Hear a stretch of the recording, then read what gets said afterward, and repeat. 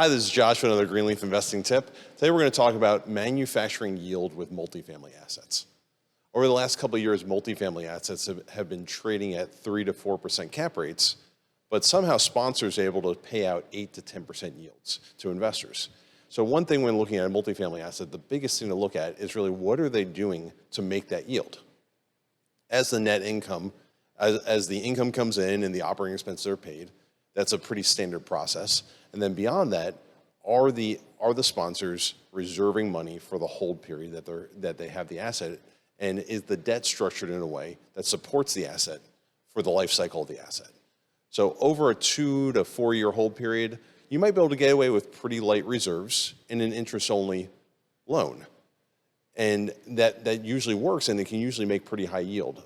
Historically, the last 6-12 months, it's worked out pretty well. But as interest rates have increased, that yield has been pinched and it's harder to move those assets.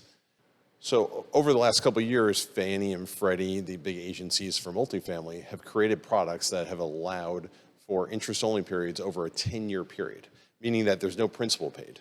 And with floating rate interest in the 2% range, it allows yield to be manufactured in multifamily assets. The other thing is reserving for property improvements as you hold the asset. If you're only holding for a 2 to 3 year window and you just completed a big renovation, it works out pretty well if you're to not reserve very much. But if you have to hold for a 3 to 5 or maybe 7 year window, that's when the life cycle asset really starts coming in play, where you have to start replacing HVACs and windows and roofs, et cetera, that you need some reserves on hand. So there's another tip from Greenleaf. Thanks for your time.